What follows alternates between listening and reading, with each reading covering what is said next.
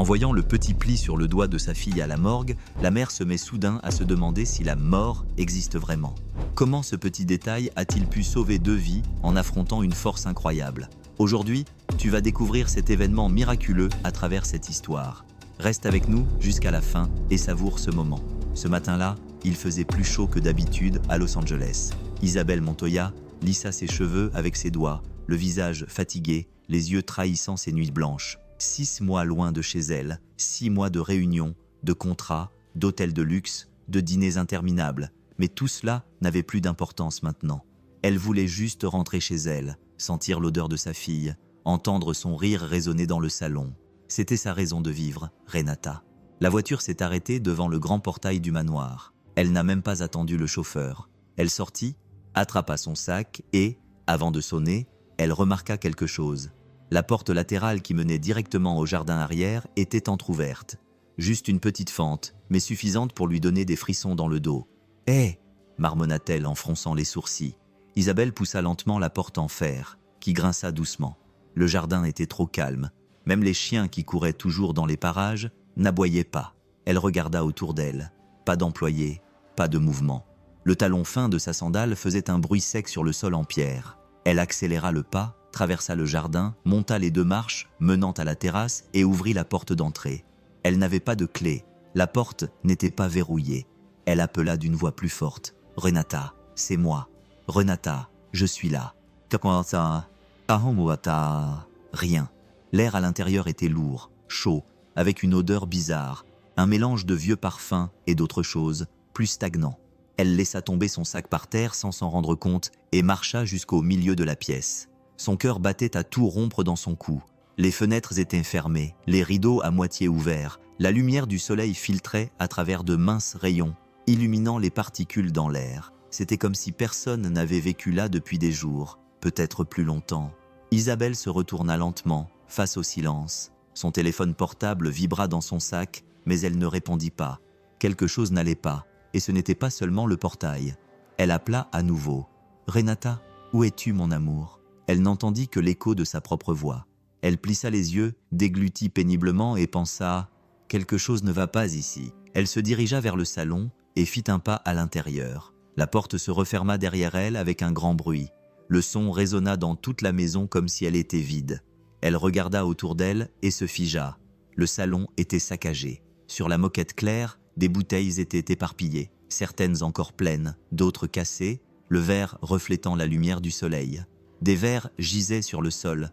Des vêtements étaient éparpillés partout. Des vestes, des chemisiers, et même une culotte près des escaliers. Un canapé était renversé. Les coussins gisaient sur le sol. La lampe était cassée sur le côté. L'un de ses tableaux préférés, celui de son voyage à Paris avec Renata quand elle avait 11 ans, était de travers sur le mur, sur le point de tomber. Isabelle ne pouvait plus bouger. Elle sentait le sol trembler, ses jambes faiblir. « Que s'est-il passé ici ?» murmura-t-elle, essayant de comprendre. Elle fit 2 pas, donnant accidentellement un coup de pied dans une bouteille qui roula et heurta le mur. Le bruit la fit sursauter. Son cœur battait à toute vitesse, comme s'il allait exploser. Ses yeux essayaient de tout enregistrer, mais ils ne pouvaient pas tout assimiler. Il y avait une flaque collante près du canapé. Quelque chose avait été renversé. Du vin, du sang, elle ne savait pas. L'odeur était forte, lourde. Un mélange d'alcool, de cigarettes, de parfums bon marché et d'autres choses. Quelque chose d'indescriptible, mais qui lui donnait la nausée. Elle mit sa main sur sa bouche pour étouffer un gémissement. Elle essaya d'appeler à nouveau. « Renata, tu es là, mon amour ? Parle-moi. » Rien. Un frisson lui parcourut la nuque. Ce désordre n'était pas celui d'une soirée normale.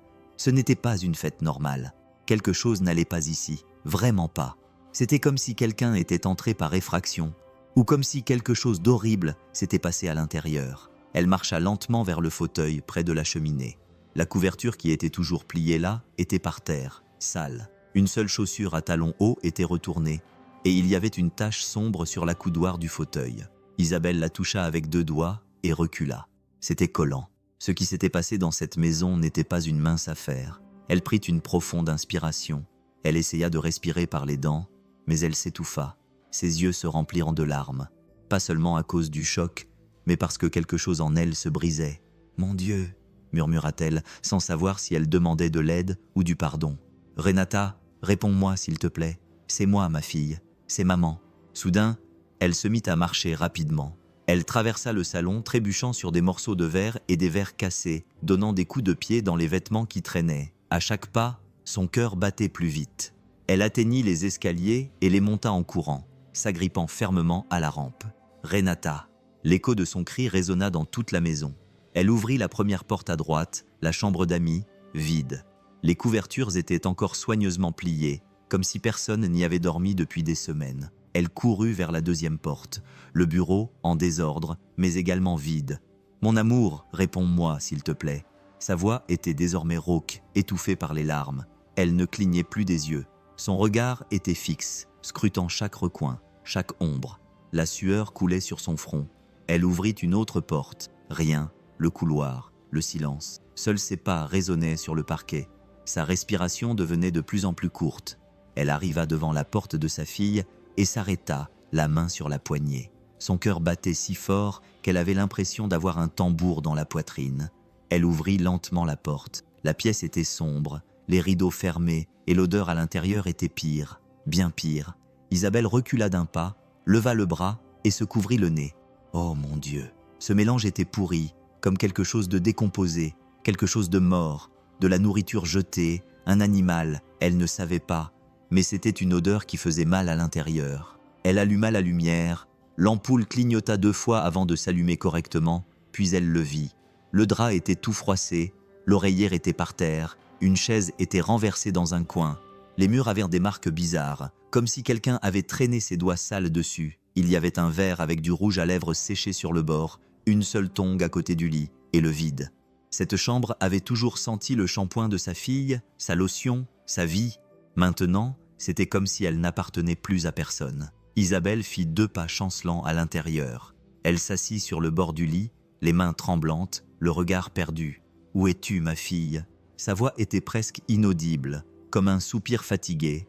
Elle regarda autour d'elle, essayant de trouver un indice ou quelque chose, mais tout ce qu'elle trouva, c'était ce silence épais, plein de peur, plein de douleur, et ce sentiment horrible que peut-être, juste peut-être, il était déjà trop tard. Assise sur le bord du lit en désordre de sa fille, Isabelle attrapa son téléphone portable avec des mains tremblantes. Ses doigts pouvaient à peine toucher l'écran.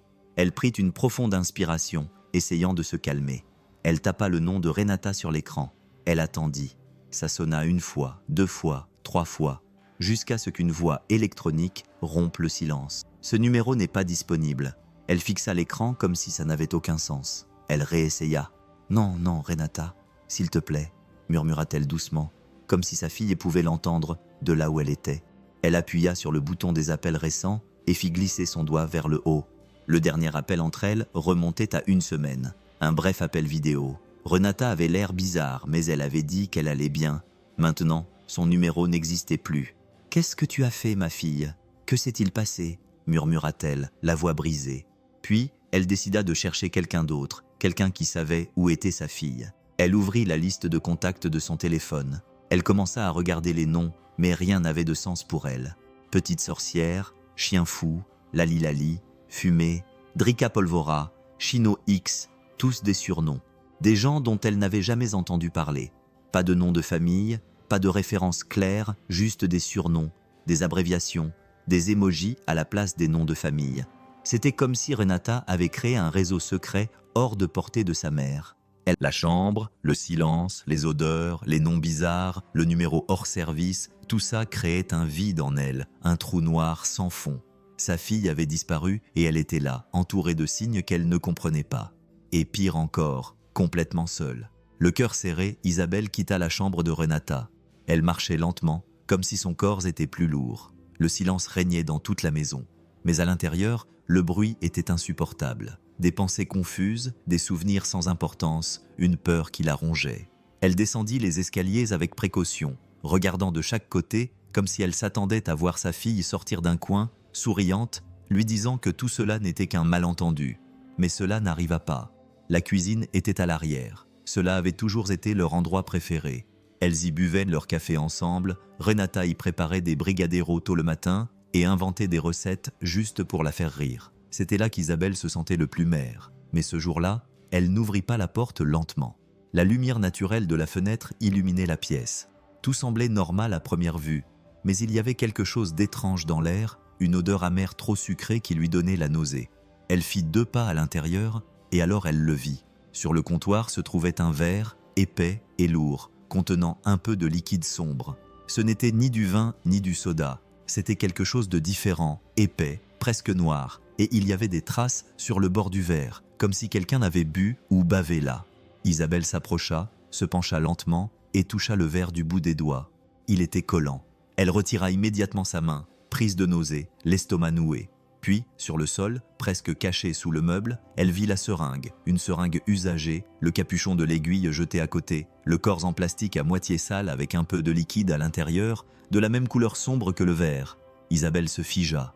Le monde semblait s'être arrêté, l'air devint lourd, ses oreilles sifflaient. Elle ne savait pas exactement ce que cela signifiait, mais elle savait que ce n'était pas bon.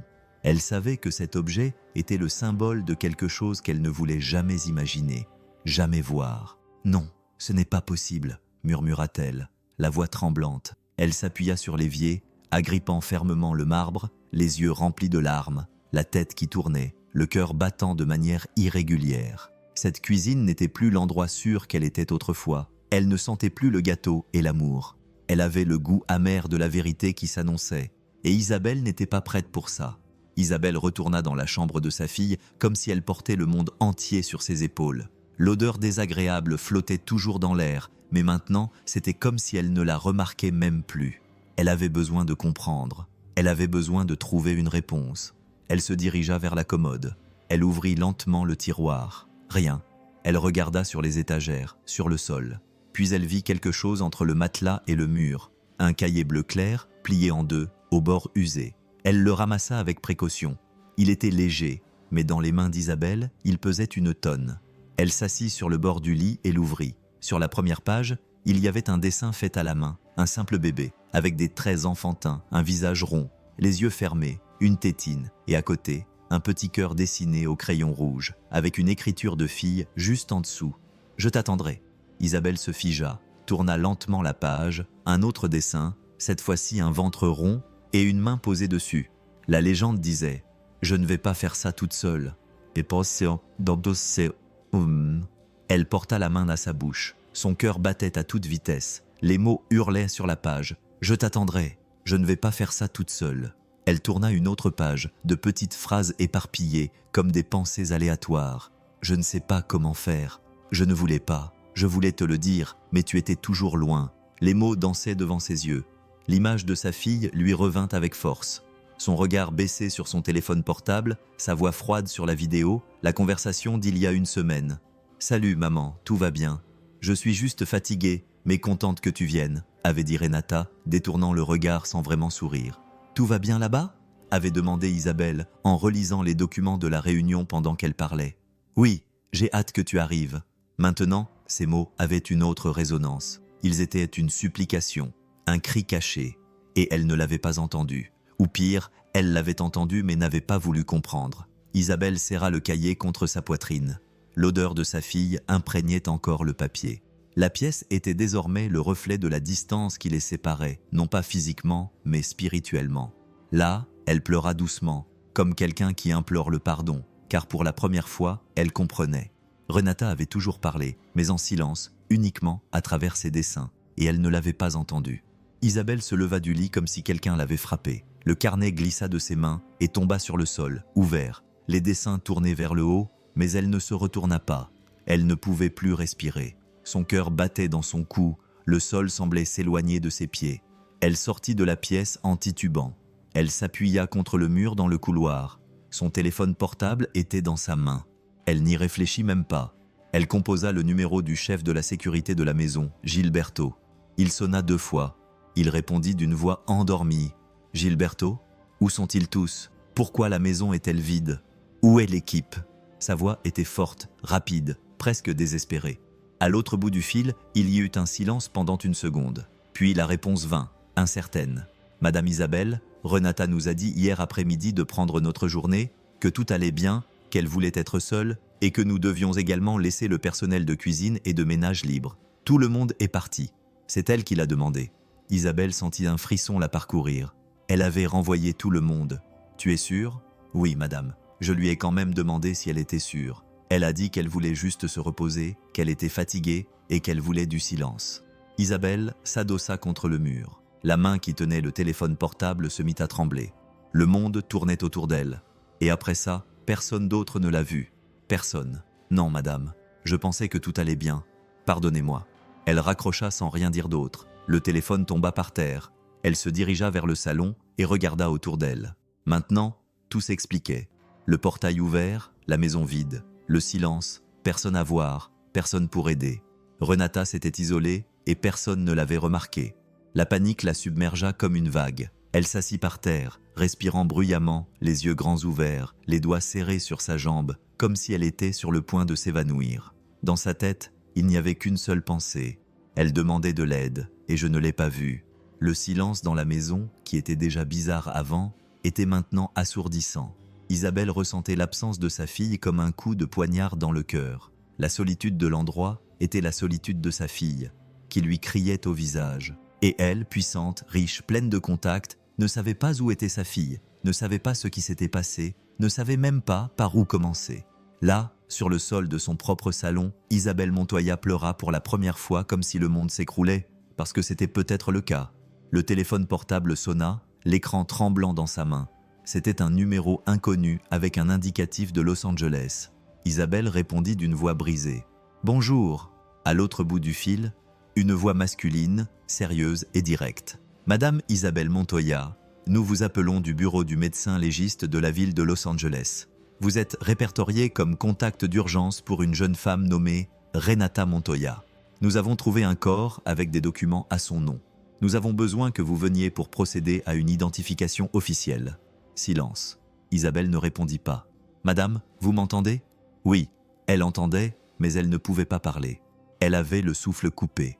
Le bruit du frigo dans la cuisine lui semblait trop fort. Le temps semblait s'être arrêté. « Est-ce que c'est ma fille ?» demanda-t-elle dans un murmure. « On ne peut pas le confirmer sans identification. C'est pourquoi on vous demande de venir dès que possible. » Elle raccrocha sans dire un mot. Le téléphone portable tomba par terre pour la deuxième fois de la journée. Elle resta immobile pendant quelques secondes, les yeux fixes, la main sur la bouche. Son âme était brisée. « Non, mon Dieu, non !»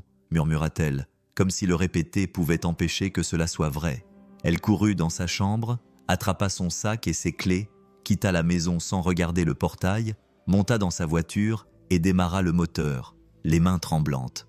Dans le rétroviseur, elle vit son propre visage, pâle, dévasté, presque méconnaissable.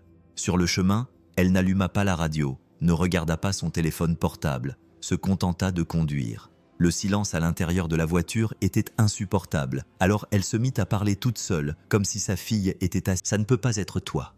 Les larmes ne cessaient de couler. Elle les essuya avec sa manche sans s'en rendre compte. « S'il te plaît, mon Dieu, fais que je me trompe cette fois-ci. Fais que j'arrive là-bas et que je vois que ce n'est pas elle. Je promets de tout faire correctement après. Je te le promets. » Et là, au milieu de la circulation, alors que les lumières de Los Angeles commençaient à s'allumer, Isabelle Montoya n'était plus la femme d'affaires, la patronne, la millionnaire. Elle n'était plus qu'une mère, allant voir ce qu'elle redoutait peut-être le plus, le corps de sa fille. Isabelle se gara devant le bâtiment gris et sans fenêtre, sur lequel était discrètement inscrit « Bureau du médecin légiste ». Rien qu'à le voir, elle sentit sa gorge se serrer. Le monde semblait ralentir. Elle coupa le moteur, mais ne sortit pas tout de suite. Elle resta là, agrippée au volant, les mains moites, la poitrine serrée, la bouche sèche. Elle prit une profonde inspiration et ouvrit la portière. Le bruit de la rue disparut dès qu'elle entra dans le bâtiment. Tout à l'intérieur était froid. Les murs, le sol, l'air, un silence qui pesait lourdement sur ses épaules. Elle se dirigea vers la réception. Il n'y avait personne. Elle sonna. Quelques secondes plus tard, une porte s'ouvrit à côté d'elle. « Madame Montoya ?» demanda un homme en blouse blanche, un bloc-notes à la main. Elle se contenta d'acquiescer. Elle était pâle, ses yeux étaient rouges, son âme hors de son corps. « Venez avec moi, s'il vous plaît », dit-il sans la regarder directement, comme s'il ne voulait pas voir sa douleur. Isabelle le suivit dans un couloir étroit. Chaque pas résonnait sur le sol, les lumières étaient froides, les casiers métalliques, l'odeur forte du produit nettoyant. Tout semblait lointain, comme dans un cauchemar. Le médecin s'arrêta devant une porte en acier. Il prit une profonde inspiration. « Madame, c'est juste une procédure normale. On doit confirmer son identité. Je sais que ce n'est pas facile, mais… » Elle l'interrompit d'un geste. Elle ne voulait pas d'explication. Elle voulait juste en finir ou se réveiller. Le docteur poussa la porte. Le bruit était sec, métallique. Il résonna dans la pièce. Isabelle sentit un pincement dans son estomac, un frisson le long de sa colonne vertébrale. Elle dut s'arrêter un instant avant d'entrer. Elle posa sa main sur le mur, sentit la pression dans sa poitrine. La pièce était petite, les murs blancs, le plafond éclairé par des néons. Au centre de la pièce, une table métallique. Dessus, un corps recouvert d'un drap blanc. Elle fit un pas et faillit vomir. L'odeur était froide, chimique, mais en dessous, il y avait autre chose, quelque chose que seuls ceux qui ont frôlé la mort reconnaissent. Le médecin se tenait à ses côtés, sans rien dire, attendant simplement. Isabelle mit sa main sur sa bouche, respira par le nez, lentement, presque en s'évanouissant. Puis elle resta là, debout devant le drap blanc.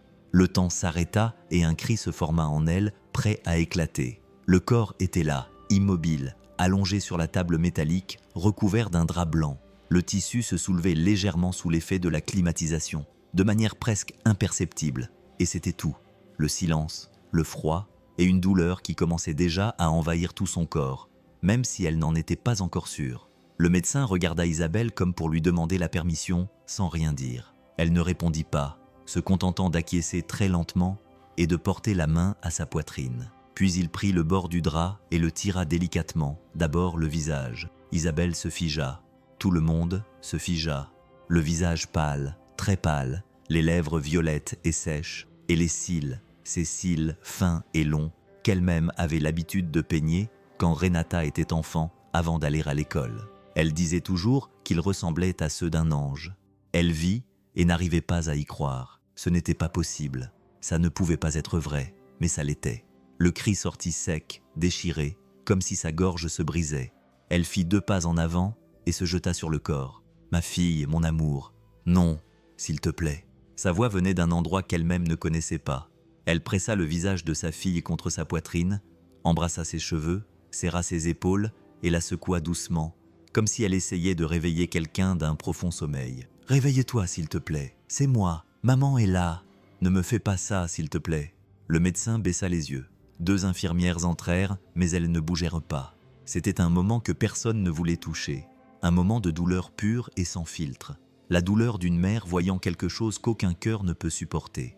Isabelle pleurait. Ce n'étaient pas des pleurs normaux, c'était un son désespéré, une lamentation qui venait de l'âme. Elle gémissait entre 2 mots, serrant le corps contre elle, comme si elle pouvait le ramener à la vie par la seule force de son amour. « Pardonne-moi, mon amour. Pardonne-moi de ne pas avoir été là, de ne pas avoir vu, de tout. » Les larmes mouillaient le visage de sa fille. La poitrine de la mère tremblait comme si elle allait exploser.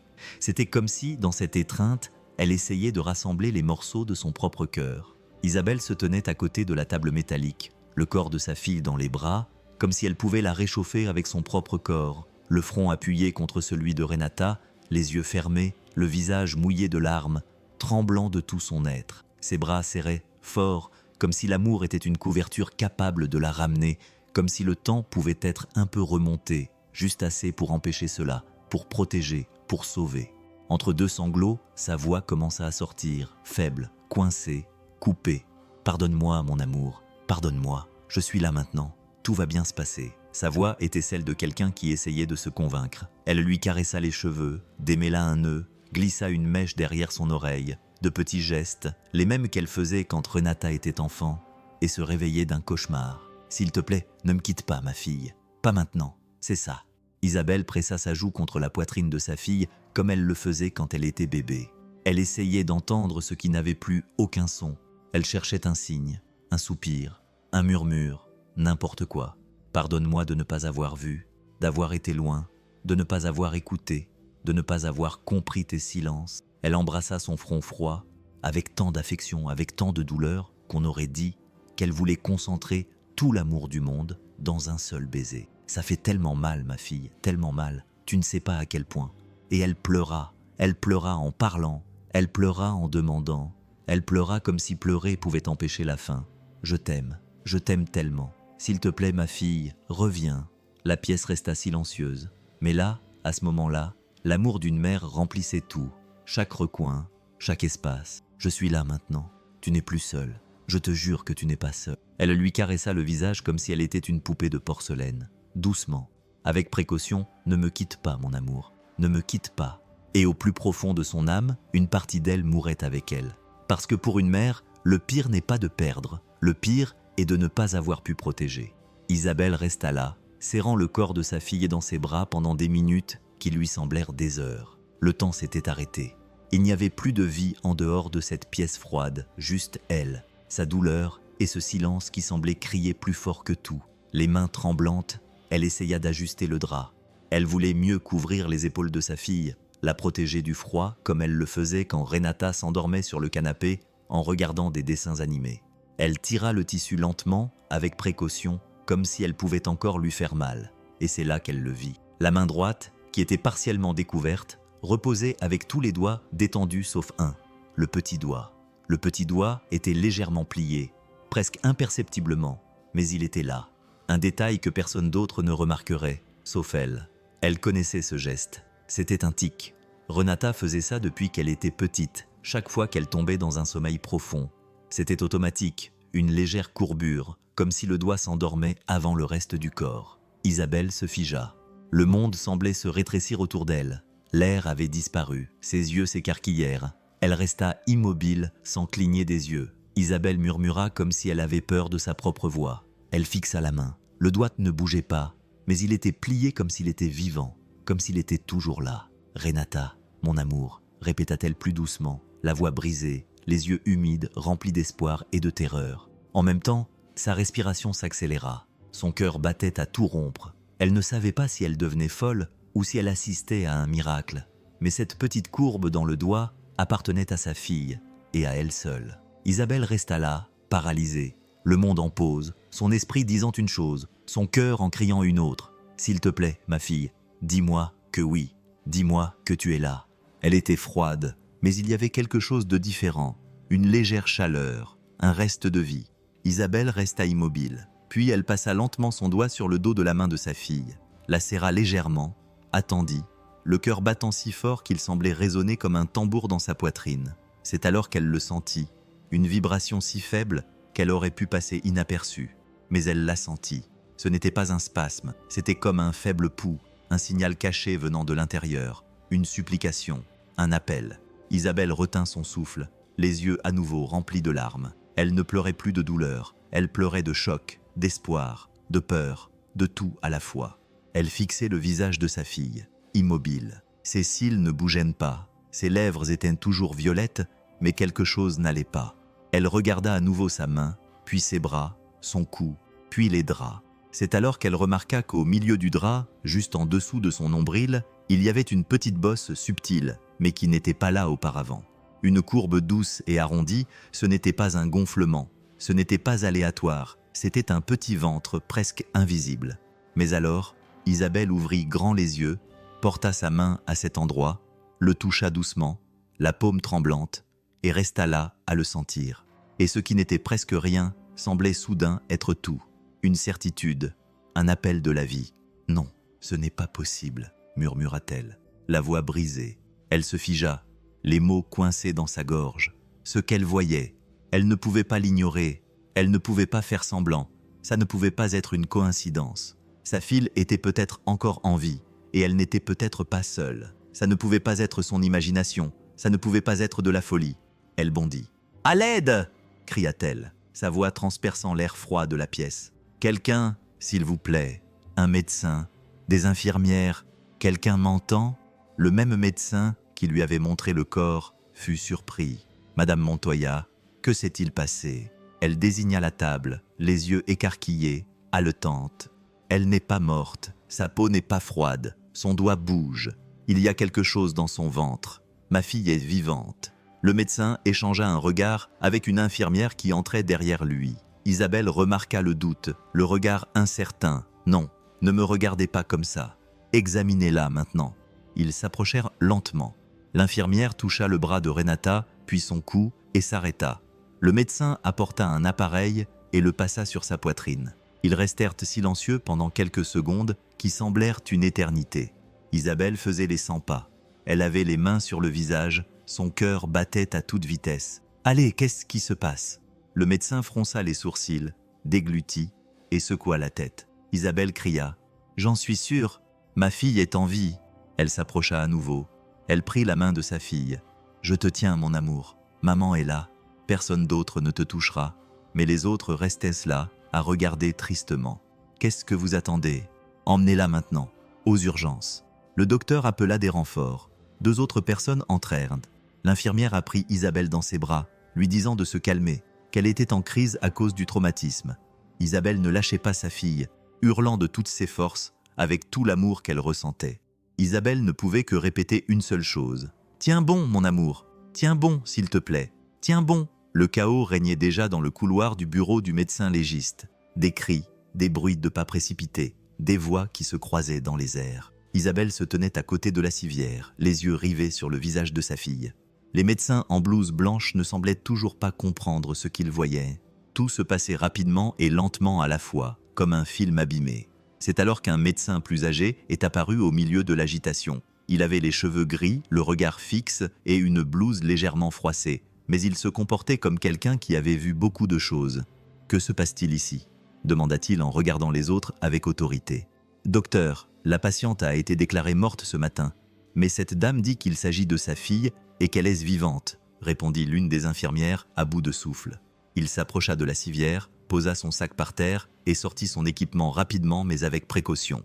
Isabelle se tenait à côté, presque sans cligner des yeux, les mains jointes, tremblantes. Il a placé les capteurs sur la poitrine de Renata, a pris son pouls avec 2 doigts, a sorti une petite lampe de poche et a ouvert avec précaution l'une de ses paupières. « Apportez-moi le moniteur. » Ils l'ont branché. Silence. Ses yeux étaient fixés sur l'écran. Puis la ligne qui semblait morte a fait un petit bond. Bip. Le docteur a ouvert les yeux, la main légèrement tremblante. Il a regardé à nouveau. Il a confirmé. Battement cardiaque détecté.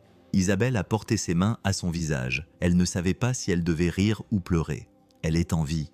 Le docteur a pris à nouveau son pouls. Pouls faible mais présent. Il se tourna vers les autres avec fermeté. Aux urgences, tout de suite. C'est un cas de catalepsie. Ça semble avoir été causé par une substance. Elle a été déclarée morte par erreur. Personne n'avait plus de doute. La civière se mit à avancer rapidement. Isabelle courait à côté, tenant les doigts de sa fille avec tout l'amour du monde. « Je suis là, mon amour. Je te tiens. Je ne te laisserai pas partir. » Ils se rendirent directement aux urgences de l'hôpital. Du matériel neuf, des machines, des moniteurs, des perfusions, des médicaments, des masques à oxygène. Les ordres fusaient.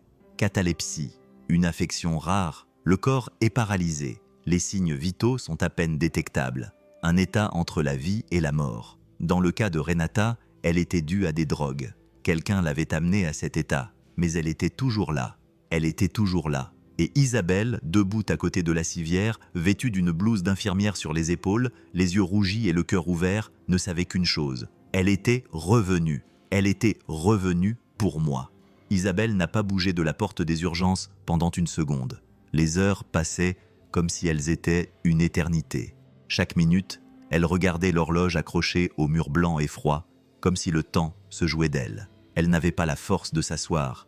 Elle ne voulait pas manger. Elle ne voulait pas boire. Elle attendait simplement debout, les mains jointes, les yeux fixés sur la porte, comme si elle gardait l'entrée de son propre cœur. À l'intérieur, elle priait sans mots mignons, sans clichés.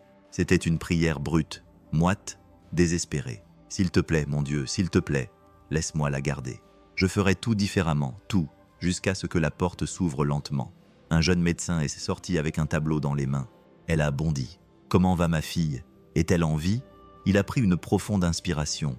Il a souri un peu, ce sourire réservé, respectueux, mais plein d'espoir. « Oui, madame, elle est en vie, son état est stable. » Isabelle s'est agenouillée sur le sol. Les larmes ont coulé comme une pluie battante. Un sanglot monta de sa gorge. Un cri pur, soulagé, trempé de sueur, elle se plia en deux et se serra dans ses bras comme pour essayer de retenir son cœur qui voulait bondir hors de sa poitrine. « Merci, merci, merci. » Le médecin s'accroupit à côté d'elle et posa sa main sur son épaule. « Y a-t-il autre chose? Quelque chose que vous devriez savoir ?» Elle leva le visage, s'essuyant les yeux avec sa manche. « Quoi d'autre ?» Il a hésité un instant, puis a ouvert le dossier et lui a montré un test récent. « Votre fille est enceinte, de 4 mois. Isabelle a cligné des yeux, ne comprenant pas tout de suite. Le temps s'est à nouveau arrêté. Quoi? Comment? L'échographie était claire. Le bébé va bien, le cœur bat fort. C'est une fille. Elle a mis sa main sur sa bouche. Tout son corps tremblait, elle pleurait et souriait en même temps. Un mélange impossible de sentiments, comme une explosion d'émotions, comme si la vie, après avoir failli mourir, avait rené de deux façons. Renata était en vie et elle n'était pas seule. Isabelle se leva avec difficulté, les yeux brillants de larmes, la poitrine remplie d'un amour qui ne tenait plus en elle. « Une fille », répéta-t-elle, comme si elle s'adressait à Dieu. « Une petite fille. Merci, merci. » Et à ce moment-là, elle sut. Rien ne serait plus comme avant. Et même si ça faisait mal, elle était prête, car elle avait désormais deux vies à protéger. La lumière du matin filtrait doucement à travers la fenêtre de la chambre. Le son du moniteur marquait un rythme lent mais régulier. L'odeur de l'hôpital était forte. Mais à ce moment-là, Isabelle ne ressentait rien d'autre que la main de sa fille dans la sienne. Elle n'avait pas dormi de la nuit. Elle était restée assise à côté du lit, observant chaque respiration de Renata. Son visage était encore pâle, ses lèvres gerçaient, mais ses cils bougeaient à nouveau. Puis, lentement, Ils m'ont drogué. Je ne voulais pas. » Les mots sortaient entrecoupés. Elle tremblait, le visage plein de douleur et de honte. Isabelle se pencha sur le lit et la serra dans ses bras avec toute l'attention du monde. Leurs deux cœurs battaient l'un contre l'autre. « C'est fini, ma chérie, c'est fini. Je suis là. » Elle lui tenait la tête contre son épaule, comme quand elle était petite et se réveillait d'un cauchemar. « Tu n'es plus seule. » Renata pleura doucement et Isabelle pleura avec elle. Mais c'était maintenant un autre genre de pleurs, des pleurs de retrouvailles, de pardon, d'être en vie. Là, dans cette étreinte silencieuse, mère et fille se retrouvèrent à nouveau brisées, oui, mais vivantes, et ensemble. Les jours suivants furent un tourbillon de tests, de questions et de silence. Renata, encore faible, ne parlait pas beaucoup. Mais petit à petit, entre une nuit blanche et un après-midi de pleurs silencieux, Isabelle a reconstitué le puzzle. Sa fille fixait parfois le plafond comme si elle essayait de comprendre son propre passé. D'autres fois, elle fermait simplement les yeux et prenait une profonde inspiration, comme pour arrêter les sanglots qui lui serraient la poitrine. C'est un matin, lorsqu'une assistante sociale est entrée dans la chambre, que la vérité a commencé à se dessiner. « Renata, nous avons besoin de comprendre ce qui s'est passé. Tu te souviens de quelque chose de cette nuit-là » Renata a hésité et a regardé sa mère. Isabelle lui a serré la main avec tendresse. « Je suis là, ma chérie. Dis-moi tout, sans crainte. » Elle a pris une grande inspiration. Puis, les yeux baissés, elle a commencé à parler. Elle était allée à une fête chez des connaissances, des gens riches qui jouaient tout ce qu'ils avaient. Il y avait de la musique, de l'alcool, des choses bizarres. Je ne voulais pas trop boire à cause de ma grossesse, je voulais juste me changer les idées. Mais ils m'ont proposé quelque chose, j'ai dit non, mais ensuite, je ne me souviens plus très bien. Isabelle sentit son sang se glacer, mais elle ne l'interrompit pas. Je me souviens m'être senti bizarre, mon corps lourd, ma tête qui tournait. J'ai essayé de partir et ensuite, je ne sais plus, juste l'obscurité, le froid. Et je me suis réveillé un instant. J'étais sur un canapé, j'entendais des rires, des gens ivres, puis plus rien. Des larmes ont commencé à couler sur son visage. Ils m'ont laissé là, maman, comme une poubelle. Je ne savais même pas où j'étais. Personne ne m'a aidé. Isabelle pleurait déjà en silence. Ses doigts caressaient délicatement ceux de sa fille, comme pour nettoyer les blessures intérieures. « Tu n'es pas une poubelle. Mon amour, tu ne l'as jamais été. Ce n'était pas ta faute. » L'assistante sociale écrivait en silence. Mais l'atmosphère dans cette pièce était empreinte d'une profonde douleur, comme si une partie de la vérité était arrachée à la pince. Renata ferma les yeux, tremblante. Je pensais que j'allais mourir seule et enceinte. Isabelle la serra fort dans ses bras, comme pour dire « plus jamais ». Et là, au milieu de vérités amères et de souvenirs trop douloureux, la mère et la fille ont compris que la lutte ne faisait que commencer, mais qu'elles étaient désormais du même côté.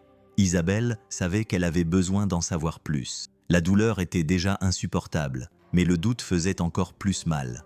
Elle ne voulait pas forcer Renata, elle ne voulait pas lui mettre la pression, mais elle ne pouvait pas non plus ignorer ce que sa fille portait en elle.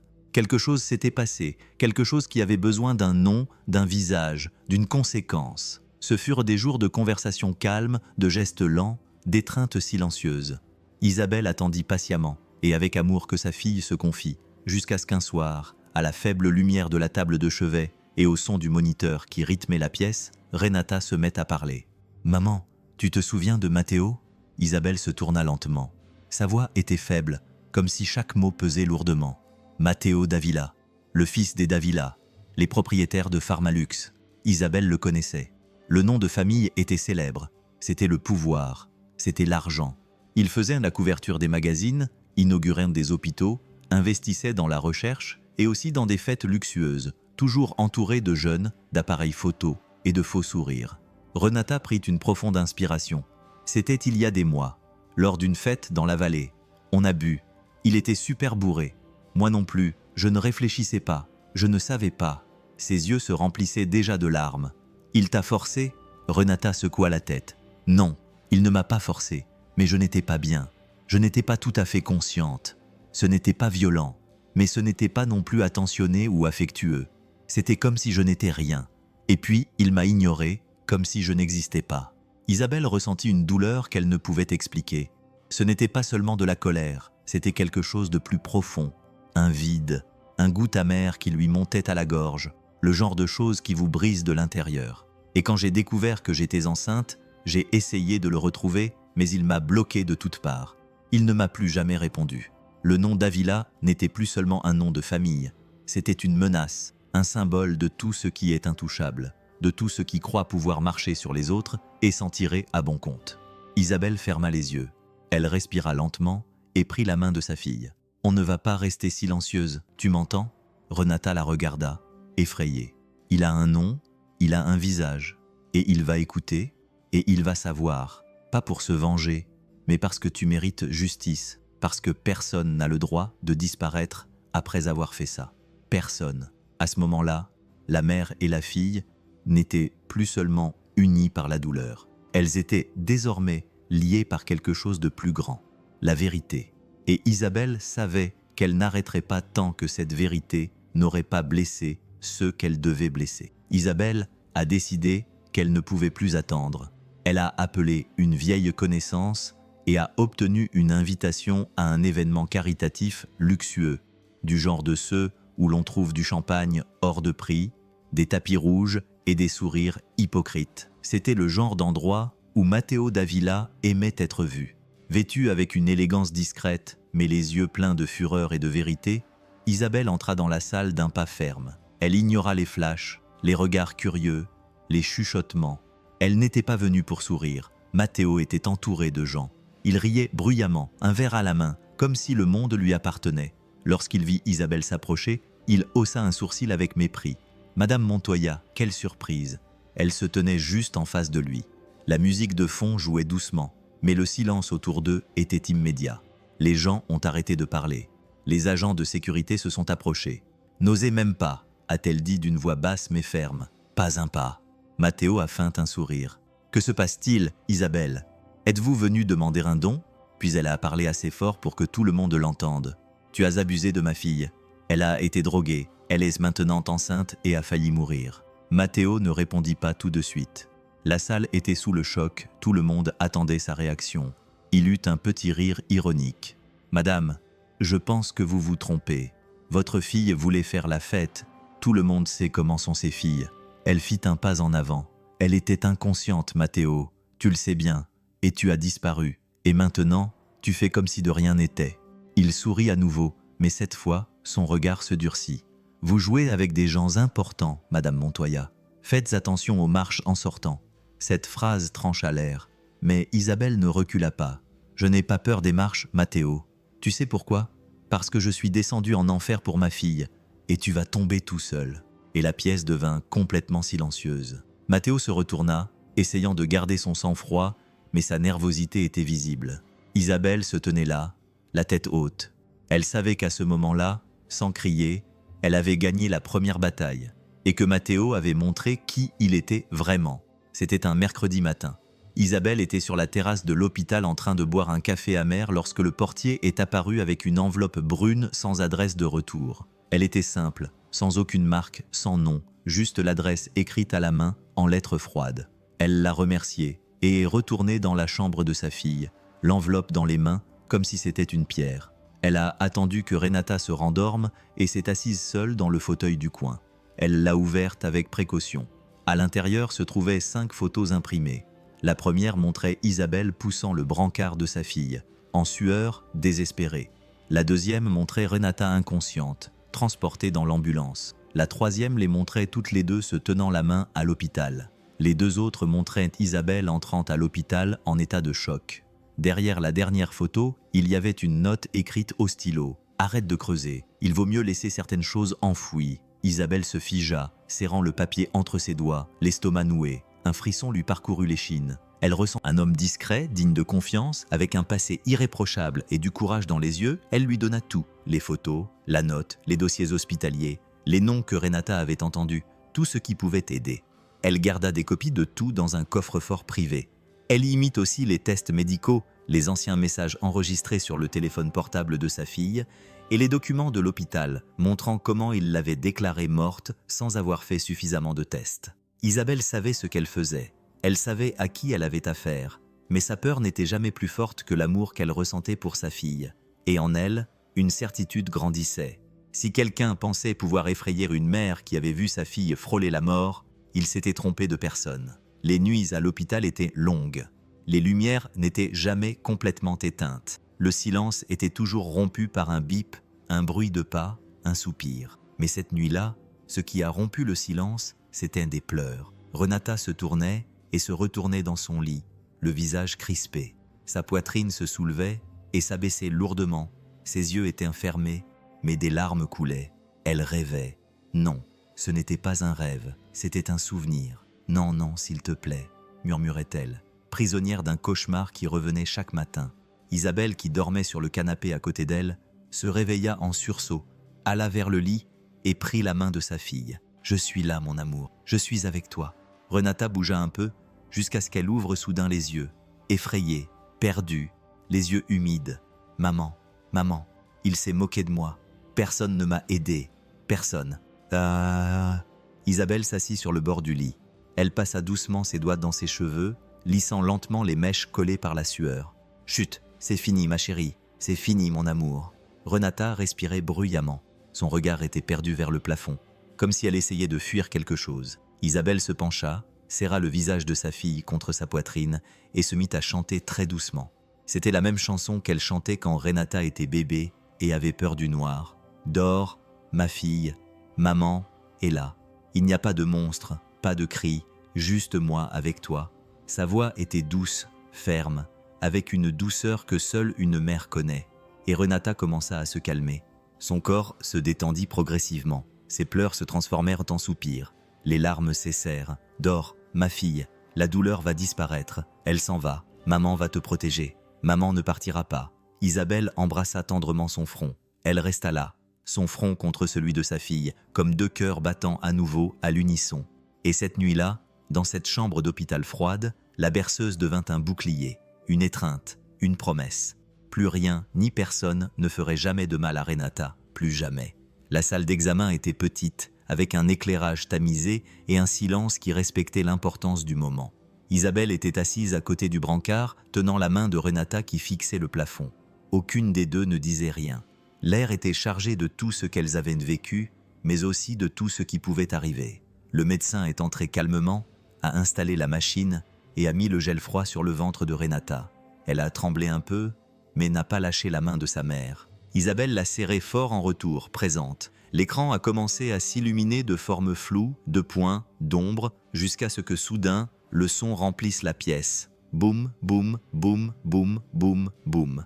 Le cœur qui battait, fort, rythmé, vivant. Isabelle porta son autre main à sa bouche. Ses yeux se remplirent instantanément. Les larmes coulaient silencieusement. Sans prévenir, elles coulaient simplement. Un petit profil apparut à l'écran. Une petite tête, un petit torse, de petits bras. Puis une petite jambe bougea comme pour dire « Me voici ». Isabelle ne pouvait pas parler. Elle regardait simplement. Un amour énorme, inconnu jusqu'à ce moment-là, commença à grandir en elle. Un amour qui ne venait pas de la logique, mais de l'âme, féroce. Un pur instinct, comme une lionne qui se réveille pour prendre soin de son petit. Elle se tourna lentement et regarda sa fille. Les yeux de Renata brillaient, ses joues étaient mouillées. Isabelle serra sa main encore plus fort. « On va prendre soin de ce petit, toutes les deux ensemble. Il ne lui arrivera rien, mon amour. Rien. » Renata se retourna et sourit. Un sourire timide, teinté de douleur, mais sincère. C'était le premier depuis tout ce qui s'était passé. le sourire de quelqu'un qui, au milieu de tant de souffrance, peut sentir un nouveau départ. « Merci maman », murmura-t-elle. « Merci de ne jamais m'avoir lâché. » Isabelle posa son front contre celui de sa fille, et ensemble, elles regardèrent l'écran. Il y avait de l'espoir, non seulement pour une nouvelle vie, mais aussi pour un nouveau départ. Isabelle passa de nombreuses nuits éveillée à fixer le plafond. Son corps était fatigué, mais son esprit tournait à toute vitesse. La douleur qu'elle portait ne pouvait plus rester enfermée en elle. C'était comme un feu qui devait sortir d'une manière ou d'une autre, non pas pour détruire, mais pour éclairer le chemin des autres. C'est au cours d'une de ces nuits, en écoutant la respiration paisible de Renata, qui dormait, qu'elle prit sa décision. Elle allait parler, pas des noms ou des visages, mais de la vérité. Elle prit son téléphone portable et écrivit un court email à un journaliste respecté, expliquant qu'elle voulait donner une interview sans révéler son identité, mais en racontant tout ce que sa fille avait vécu. Quelques minutes plus tard, elle reçut une réponse. Quand et où voulait-elle? L'interview a été publiée 2 jours plus tard. L'image d'Isabelle était floue, sa voix légèrement modifiée, mais l'émotion ne pouvait être cachée. Elle a raconté la porte entr'ouverte, la chambre saccagée, la nuit à la morgue, la découverte du bébé. Elle a parlé de la peur, de la douleur, des pleurs silencieux d'une jeune femme abandonnée lors d'une fête pour les riches. Elle a parlé du silence de ceux qui savaient et détournèrent le regard. Dans les jours qui ont suivi, sa boîte mail a explosé. Des milliers d'emails de mères, de tantes, de grands-mères, de jeunes femmes, toutes avec des histoires similaires. Certaines n'en avaient jamais parlé à personne, d'autres avaient été réduites au silence. Des gens de tout le pays demandaient de l'aide, demandaient à pouvoir s'exprimer. La douleur n'était pas seulement la leur, elle était partagée par beaucoup de personnes, et elle avait désormais un nom. C'est alors qu'Isabelle a compris ce qu'elle devait faire. Elle a vendu une partie de l'un de ses hôtels et a utilisé l'argent pour créer quelque chose qui pourrait aller au-delà de sa propre souffrance. L'organisation Segunda Vida est née, un lieu sûr, un espace avec des psychologues, des travailleurs sociaux, une aide juridique et, surtout, une écoute sans jugement, sans bureaucratie. Un refuge pour ceux qui avaient subi des abus, la drogue et la violence silencieuse dans les endroits les plus beaux et les plus cruels. Chaque pièce avait une fleur dans un coin. Chaque porte avait une phrase écrite en lettres simples. « Tu n'es pas seul ». Et là, au milieu de tant de souffrances partagées, Isabelle a trouvé sa mission, car elle savait qu'elle ne pouvait pas changer le passé, mais qu'elle pouvait changer l'avenir de nombreuses personnes. Et elle le ferait avec toute la force qu'il lui restait. C'était un après-midi typique au centre de la fondation. Isabelle allait de pièce en pièce pour parler à l'équipe, écouter des histoires, tenir des mains. Cet endroit respirait à la fois la douleur et un nouveau départ. Plus de 100 femmes étaient déjà passées par là, chacune avec un visage, un traumatisme, une lutte. Elle était assise dans la cuisine, en train de boire un thé glacé, lorsqu'une infirmière entra avec un sourire timide. Elle tenait dans sa main un morceau de papier soigneusement plié. Madame Isabelle, une petite fille, a laissé ça à la porte. Elle n'a pas dit son nom, elle a juste souri et s'est enfuie. Isabelle a pris le papier et l'a ouvert lentement. C'était un dessin fait avec des crayons de couleur simple, griffonnés avec force, comme le font les enfants. Sur l'image, une femme en robe blanche avec un ventre rond. À côté d'elle, une petite fille lui tenait la main. Toutes deux souriaient, même si elles n'avaient pas de bouche dessinée. C'était la forme des traits qui traduisait ce sentiment. Il y avait de la joie, il y avait de la vie. Au dos, une phrase était écrite en petites lettres légèrement penchées. « Merci d'avoir sauvé votre fille. Maintenant, vous en sauvez beaucoup d'autres. » Isabelle porta la main à sa bouche, son cœur se serra instantanément. Ce n'était pas juste un bout de papier, c'était un miroir, un écho de ce qu'elle était devenue, de ce que sa douleur avait créé dans le monde. Elle est restée là, à regarder le dessin comme s'il était en or. Elle l'a plié avec tout le soin du monde et l'a mis dans son sac, près de sa poitrine. Plus tard, quand elle est rentrée chez elle, elle a ouvert un coffre-fort caché au fond du placard, a tout sorti et a fait de la place pour le dessin. Il y avait les premiers steps. De l'autre côté de la porte, Renata criait. Elle criait comme si elle traversait un ouragan. À chaque gémissement, Isabelle sentait son corps trembler. Quand on l'a appelée, elle s'est précipitée à l'intérieur. Renata était pâle, ses cheveux collaient à son front et sa respiration était saccadée. Mais quand elle a vu sa mère, elle a tendu la main. « Maman », a-t-elle dit, la voix brisée par la douleur. Isabelle a couru vers elle, l'a serrée fort dans ses bras et a regardé sa fille dans les yeux. « Je suis là, mon amour, et je ne te lâcherai pas. » Les minutes qui suivirent lui semblèrent une éternité. La douleur venait par vagues. Renata criait, pleurait et serrait la main de sa mère si fort que ça lui faisait mal. Mais Isabelle ne bougeait pas. Elle disait juste à travers ses larmes « Respire mon amour, c'est presque fini. Tu peux le faire. Tu es plus forte que tout ça. » Jusqu'à ce que le moment arrive, un cri fort et clair, un nouveau son dans le monde. Le bébé était né. La pièce était remplie d'un silence respectueux, puis le premier cri du petit a rompu le silence. Vivante, entière, forte, Renata ne pouvait pas s'arrêter de pleurer. Les larmes coulaient sur son visage en sueur et, entre deux sanglots, elle a regardé sa mère et a dit « Elle s'appellera Esperanza ». Isabelle a fondu en larmes.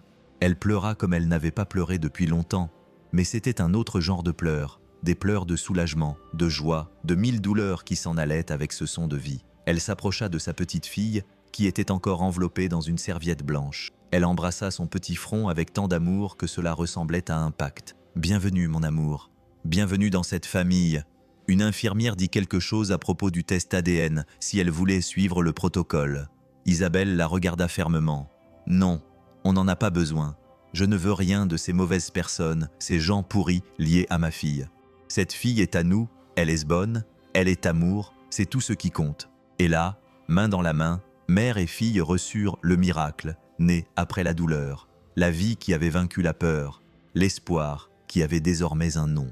La chambre était simple mais pleine d'amour. Des rideaux légers bougeaient avec la douce brise du matin, des ours en peluche étaient partout, un mobile coloré tournait lentement au-dessus du berceau et un fauteuil à bascule se trouvait dans le coin où Isabelle était maintenant assise, avec l'espoir endormi dans ses bras.